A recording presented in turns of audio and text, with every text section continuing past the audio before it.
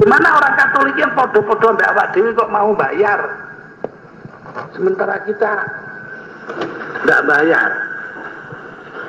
Kenapa? Ya karena umatnya didorong oleh para pemimpin agama mereka untuk memandang ini kewajiban agama yang suci, dengan dicontohi oleh apa? Oleh kesederhanaan hidup para pastor itu sendiri. Sementara kita berebut kemewahan-kemewahan pribadi. Ya, kurang cukup jumlahnya kiai kere, harusnya lebih banyak lagi gitu loh. Untuk kena nuri PKB. Itu saya sendiri juga enak, hidup saya enggak, tapi saya kesadaran itu ya, kesadaran untuk melakukan perubahan itu ada gitu. Nah, jadi saya rasa sejarah itu menuntut dari kita perubahan dari agraria, masyarakat agraris ke masyarakat itu menuntut kita perubahan nilai-nilai dari masyarakat tradisional ke modern menuntut kita juga perubahan dampak dari berbagai bidang atas perubahan sosial itu sendiri juga menuntut perhatian kita. Akibat dari pendidikan yang positivistik yang mengambil nilai-nilai lahiriah dan kebendaan sebagai ukuran, ini teori Dewey dan lain-lain, diterapkan di sekolah-sekolah kita seluruh Indonesia, maka ya anak itu tidak memandang penting arti rohani, arti akhlak. Makanya juga hubungan seksual di luar perkawinan atau masih semasa remaja sebelum perkawinan juga tambah lama tambah besar loh, akibat dari hal yang positivistik itu tuh. Lah gimana ngatasinya itu? Padahal pendidikan yang bersandar pada nilai-nilai positivistik ini perlu untuk mengembangkan keterampilan guna bersaing sebagai bangsa dalam dalam perniagaan internasional. Apa yang dikatakan orang kompetisi akibat liberalisasi globalisasi ekonomi. Coba gimana ngatasinya? Itu kan juga bagian dari kebutuhan kita. Kita tidak bisa pura-pura tidak tahu, itu tidak bisa. Menurut saya pura-pura tidak tahu itu ihmal, dan ihmal itu al-huruf minal wajibat, hukumnya haram. Karena itu saya sendiri melihat semuanya itu ya marilah kita mulai mengembangkan pemikiran-pemikiran dan perhatian kita kepada perluasan cakrawala kita guna mengetahui perubahan-perubahan sosial yang akan terjadi. Ya, yang tidak bisa ditolak itu berjalan. Janganlah kita jadi agama-agama kayak agama Katolik, Kristen dan sebagainya yang di Eropa sekarang sudah dilupakan orang nggak mau ke gereja kok. Sampai gerejanya dijuali, dibeli untuk masjid. Iya, di Sydney itu masjidnya itu beli dari sinagog Yahudi. Di Brussels itu masjidnya bekas gereja. Ya, itu di Amsterdam teman-teman kita orang Indonesia itu nyewa masjidnya orang Hindustan, orang India yang Muslim, terus disewa taruh di sini dungo coro Hindi, sini coro Indonesia. Ya, itu bekas itu sekolah Katolik, sekolah gereja Katolik. Ya, apa ya kita mau jadi gitu Islam di Indonesia nanti? Wong ini agama mayoritas, ditinggal oleh mayoritas itu sendiri, karena tidak concern, tidak prihatin, tidak peduli. Loh, padahal Islam itu penuh dengan nilai-nilai yang dapat kita pakai untuk mengantisipasi perubahan-perubahan. Oh, saya kan di mana-mana sampai mungkin ya saya juga bosan dengar itu. Maaf Allah ala rasuli min alil qura itu loh ya. Kailayakuna tulatan penalarnya minkum. Itu kan dalil nakli untuk pemerataan sumber-sumber daya manusia agar jangan terjadi monopoli dan konsentrasi pemusatan sumber daya ekonomi di tangan orang kaya-kaya saja. Kayak layakuna dulatan bainal akhirnya ini. Islam itu ada, kita aja yang tidak mau baca. Yang dibaca yang lain-lain yang keren-keren. Dan itu pun salah bacanya lagi. Loh iya, itu malah antar angkal Yahudi wala Nasara hatta tetapi amilatahu. Selama ini adalah kebencian Kristen Yahudi kepada Islam dan kebencian kita kepada mereka sebagai balasan. Akhirnya ya sikap hidup umat kita ya kayak gitu itu. Kemarin tanggal 9 Juni membakar 11 tempat peribadatan Kristen di Surabaya lah ya, benar. Katanya mayoritas itu melindungi kafir zimmi. Nah kok malah ngobongi itu gimana ceritanya? Nah jadi ini, saya bacanya lain. Walantar tangkal ya walantar ridhonya itu apa? Adamur ridho fi ayyi syai'in.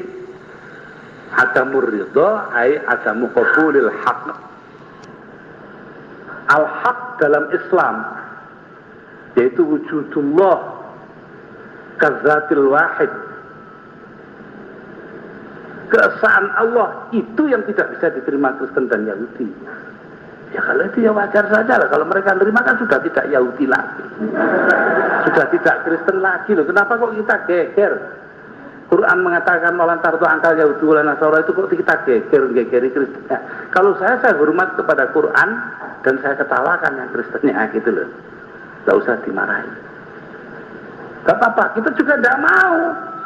Walan nardo anhum hatta yattabi'u millatana, kan begitu dah. Ini pada dene tapi lo gitu loh tukaran.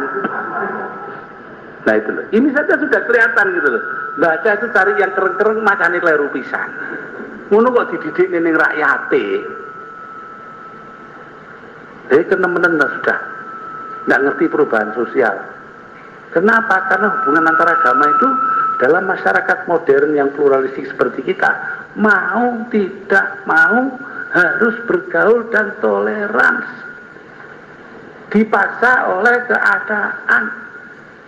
Majelis Ulama tidak bisa menolak wadah kerukunan antar umat beragama. Harus belajar satu sama lain. Berarti harus ada kerjasama dan saling pengertian. Ini saya ngelakoni diri itu sorok dengan disalahpahami oleh semua orang NU waktu itu ya. Ya sampai sekarang pun katanya Kiai Hamid Baidawi Lasem, saya ini anteknya Katolik. Ya wis lah gak apa-apa. Dia tidak kenal kan, yang kenal saya ya biar aja lah. Saya rasa inilah hal-hal yang perlu saya kemukakan, yang menyongsong antisipasi perubahan sosial itu dapat dilakukan menurut berbagai cara. Penglihatan yang tadi sudah saya sebutkan dan beberapa hal yang merupakan tantangan-tantangan yang dihadapi. Lah NU posisinya di mana? NU ini organisasinya ulama. Ya NU harus aktif sebagai organisasi, sebagai lembaga untuk mempersoalkan agenda-agenda perubahan sosial itu terus menerus. Sebenarnya akan terjadi terus-menerus perkembangan-perkembangan. Kita ribut sekarang termasuk muslimat NU. Senantiasa menuntut supaya pabrik-pabrik tidak boleh kerja malam untuk wanita ya, gadis-gadis. Apa didengar? Jadi bang ngoceh, nggak didengar. Kalau saya kan mari kita atur supaya akhlak mereka terpelihara, itu jauh lebih penting.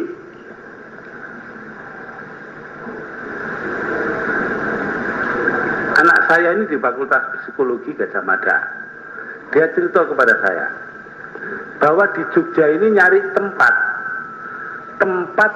untuk menyantuni anak-anak wanita yang gelandangan itu tidak ada. Kalau Darul Aitam ada, tapi ini loh anak yang tidur di emper toko perempuan. Ada satu anak umur 15 tahun hamil di luar perkawinan, dibuang oleh ayahnya, ayahnya tidak mau tahu. Akhirnya keleleran di pasar Beringharjo.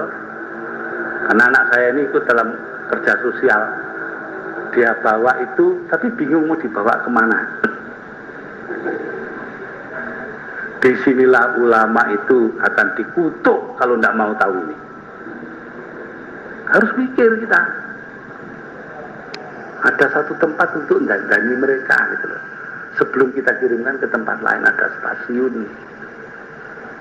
Oh itu korengan tidak karu-karuan dibawa ke rumah sakit Sarjito untuk di polikliniknya diperiksa, itu ternyata dia kena penyakit kelamin. Nah, by law, dari sudut apa namanya, by definition, secara definisi kehamilan yang disertai ibunya penyakit kelamin menurut kedokteran harus digugurkan. Gimana sikap kita? Coba ditanya. Maaf, ketua umum PBNU tidak bisa jawab waktu anaknya nanya gitu. Terus piye Pak kuwi Pak? Ya simbolis gue nek muktamar kone muktamar ae. Jawaban paling enak kan? Tapi jawaban itu harus direalisir. Sebab kalau tidak direalisir saya dosa, lari dari tanggung jawab. Saya harus mempersoalkan itu benar-benar dalam muktamar. Perkara kasus ya tangan ono sih. Malah saya bilang sudah tak boleh nih apa sewa rumah tak bayari untuk ngatur mereka. Anak-anak putri gelandangan, nanti anak-anak putra gelandangan itu supaya ada yang sudah 2 hari tidak makan segala macam itu. Iya. Terus begini nanti dipungut pastur, kita marah-marah sama pasturnya. Itu kan ya kita menghina manusia itu namanya. Jadi ya itulah Pak, saya tidak bisa ngomong lebih jauh, ya tidak sistematis karena ini bukan acara formal kayak ini kan pra daurah ini. Tapi saya rasa dari situ bapak-bapak sudah melihat pentingnya kita antisipasi terhadap perubahan-perubahan yang terjadi, dan kita harus memekarkan wilayah perhatian kita dalam hal ini. Baik yang teoritik dalam arti mencari ahkam, mencari ketentuan akhlak, mencari tatanan sosialnya, maupun dari sudut praktisnya. Bagaimana cara-cara yang praktis untuk menanggulangi perubahan-perubahan sosial. Di teori maupun prakteknya, ya itu dikembangkan bersama-sama. Nah, bapak-bapak sebagai tokoh-tokoh yang akan memimpin masyarakat Islam di masa depan, saya rasa tentu setuju dengan saya bahwa kita harus melakukan paling tidak antisipasi, ya paling tidak itu antisipasi, mencoba mengerti masalah-masalah yang ada. Nah, saya tidak akan bicara tentang teoritik macam-macam karena nanti ada sidang-sidang komisi, ada ahlinya di Jogja ini banyak teman-teman kita yang ahli ilmu sosial yang ngerti itu. Malah saya tidak berani ngomong karena takut kalau keliru. Sebab saya kan pengamat umum, tidak tahu ilmu sosialnya itu. Saya rasa inilah Mas Gur yang dapat saya sampaikan. Mungkin ada 15 menit lah untuk jawab. Terima kasih.